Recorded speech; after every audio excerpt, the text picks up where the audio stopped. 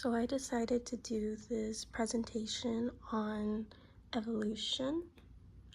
So just some intro to evolution.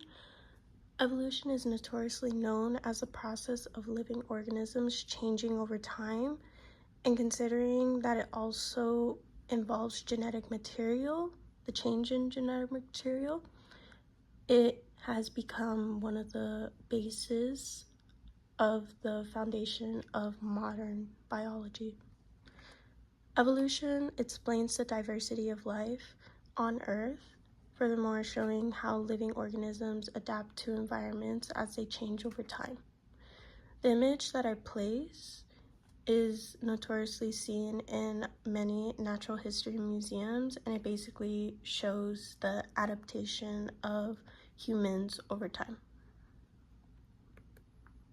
So just some background on evolution. It started as a simple theory, and the idea first began during the BCE era with two Greek philosophers that suggested that life was more complex or never changing. Anaximander suggested that life began in water and the simpler forms of life gave rise to more complex ones. Aristotle believed that species were fixed and unchanging, which is a common view that dominated the Western thought for centuries. Later in history, a famous naturalist and biologist that we all know, Charles Darwin, he created the foundation to what evolution was viewed as today. And some of his key insights for this was that species are capable of changing over time and adapting to their environments. He proposed that the idea of evolutions happen through something called natural selection, which is a process that involves components of overprotection, survival of the fittest, and competition. His idea challenged Aristotle's idea, which is that species were unchanging, and it ultimately laid the foundation of modern evolution, which explains the diversity of life, adaptations, and relationships among species. So what are the types of evolutions? So evolution isn't just one thing, it involves multiple processes and mechanisms, and today evolution can be categorized in different categories just to separate things. So we have divergent evolution, which is two or more species that evolve from a common ancestor and become more different over time. Convergent evolution, which is when an unrelated species evolves similar traits independently due to similar environmental pressures. Parallel evolution, when two related species evolve in similar ways after diverging from a common ancestor.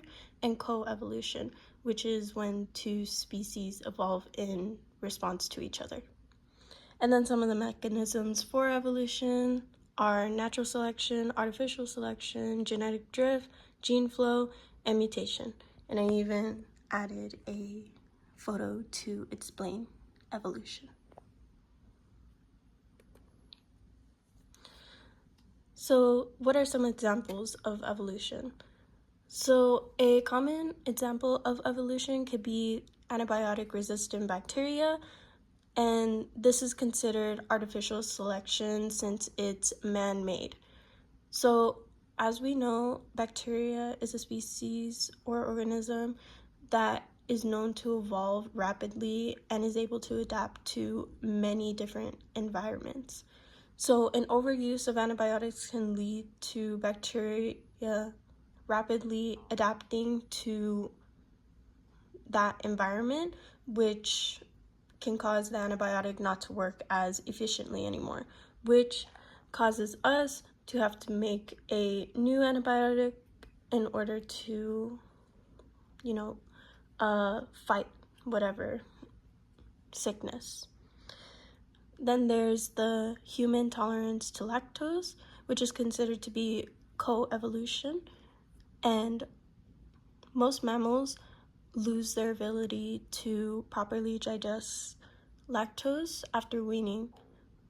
However, with some populations, a mutation allows most people to consume / digest lactose, and it was especially common in farming communities where people were able to digest milk, and they even had a nutritional advantage. Then there was the peppered moths, which is considered to be the natural selection type of evolution. And basically during the Industrial Revolution, pepper moths were seen as lightly colored in order to blend in with the trees. But as the trees darkened, they were seen as more dark in order to better camouflage from their predators.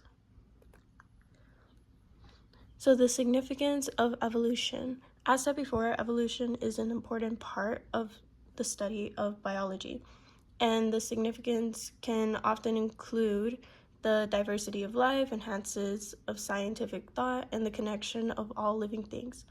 The Earth holds millions of types of organisms.